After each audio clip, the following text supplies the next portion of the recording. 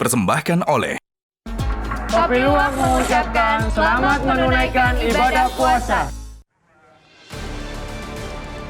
Selamat malam para pemirsa, ketemu lagi di Hot Room dengan saya Hotman Paris.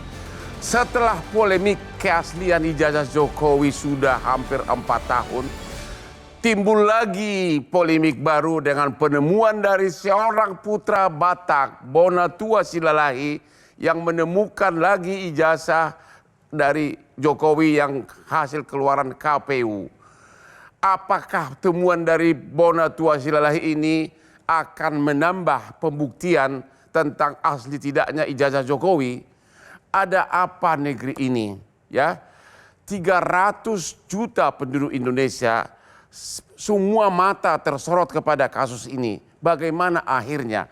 Dan dari 300 juta penduduk itu, 100 juta lebih adalah penduduk miskin yang kalau tersenggol hukum biasanya langsung jadi tersangka.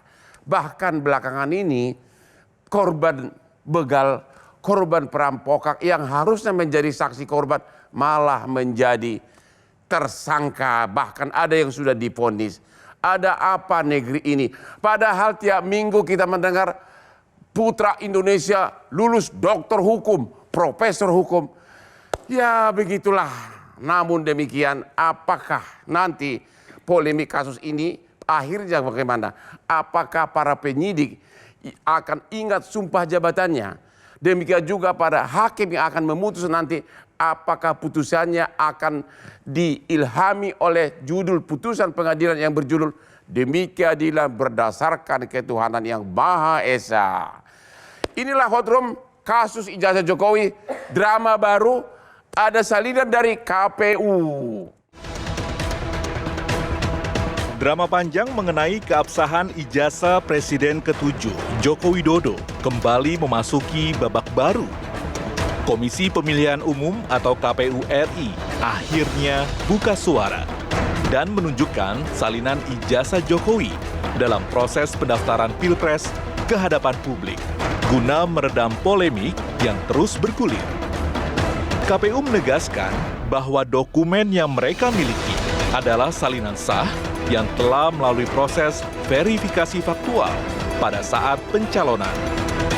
Namun apakah langkah ini secara hukum sudah cukup untuk membungkam keraguan publik yang selama ini bergulir?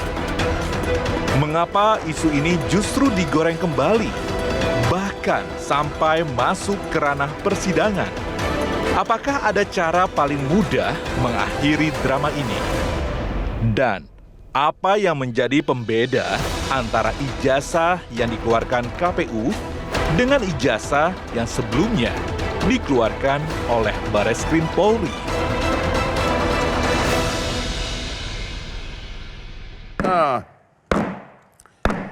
Para pemirsa, Hotman tidak bosan-bosannya memberikan pesan. Kalau Anda menambah stamina kerja seperti Hotman, Anda makan berbagai jenis makanan, bisa kena diabetes. Contohlah gaya Hotman Paris menambah stamina, yaitu kopi luwak hitam premium yang tidak akan menimbulkan diabetes, bahkan menambah daya ingat kamu sehingga kamu tidak akan lupa anak istrimu. Kopi luwak hitam premium, kesayangan Hotman Paris. Aman di lambung. Halo Lae, putra Batak kedua yang bikin heboh ijazah Jokowi setelah Rismon Sianipar. Sekarang ada lagi putra Batak berikutnya. Apa temuan Anda dari ijazah dari KPU? Dan apakah itu ada pengaruhnya terhadap pembuktian palsu tidaknya ijazah Jokowi? Baik, terima kasih.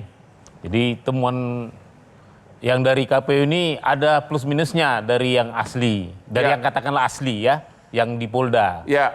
Jadi yang terutama itu masalah legalisir. Ya. Yang pasti yang di Polda itu tidak ada legalisirnya. Satu. Nah, tak kirain awalnya fotokopi legalisir ini menjadi memberi tenang masyarakat. Ternyata sekarang di medsos heboh. Kenapa? Karena di legalisir ini tidak ada tanggalnya.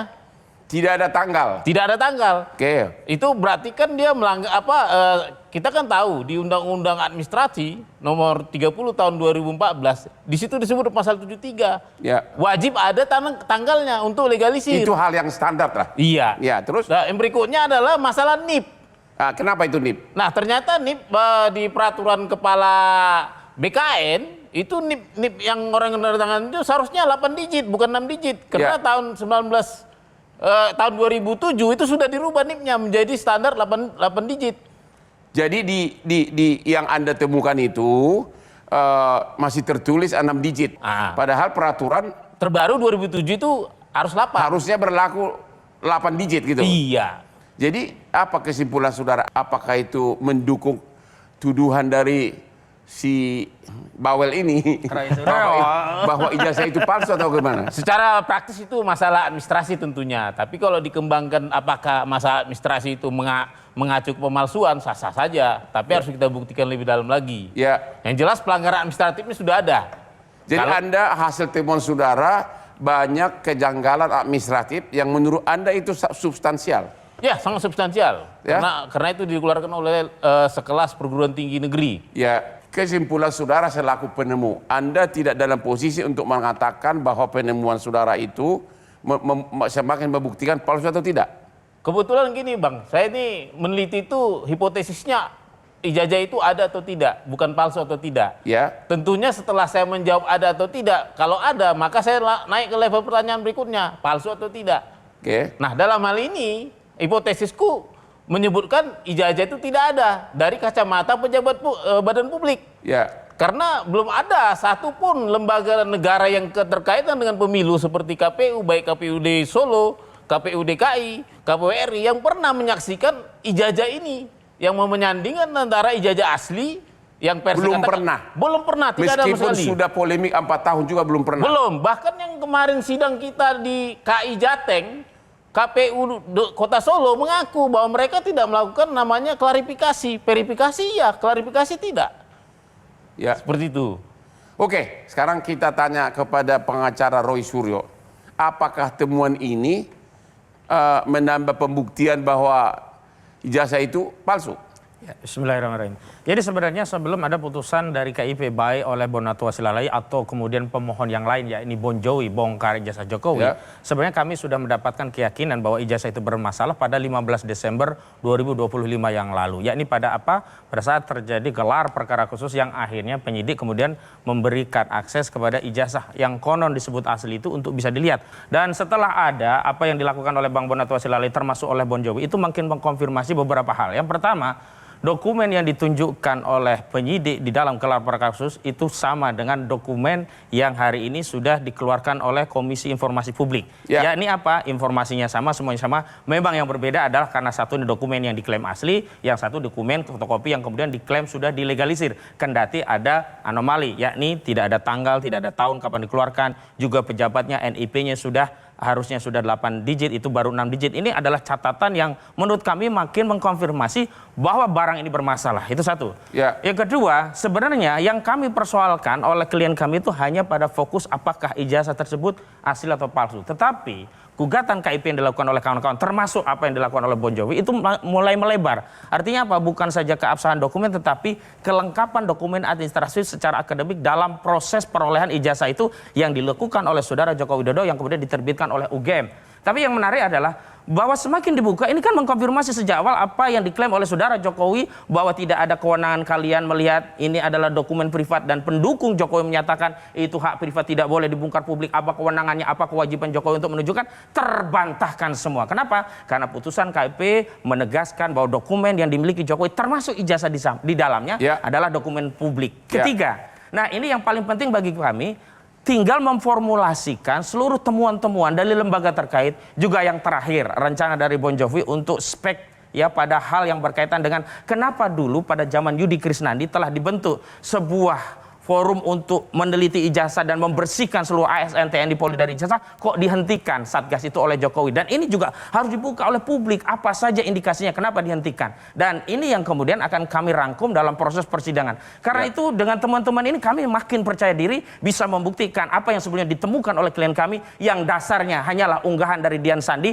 dan juga dokumen yang diunggah oleh otoritas UGM saat itu adalah Dekan Fakultas Kehutanan UGM, dan hari ini terkonfirmasi dokumen itu adalah sama dengan apa yang diperoleh oleh Bang Bonatua juga Bon Jovi, sehingga kesimpulan dari penelitian yang sudah dilakukan oleh Rosyuro dan kawan-kawan itu juga sama dengan apa yang hari ini Jadi ditemukan Anda oleh kawan-kawan. semakin yakin Anda tetap berkesimpulan palsu. Ya iya, kenapa? Karena tentu temuan tadi justru makin menguatkan. Kecuali misalnya temuannya ternyata dokumen yang diperoleh berbeda dengan apa yang diteliti oleh Rosyuro. Sehingga kesimpulan Rosyuro Jadi tidak bisa penemuan Bonatua disamakan. Silalahi merupakan berita bagus untuk Wow, timnya. betul sekali itu. Ketemu lagi di Hot Room.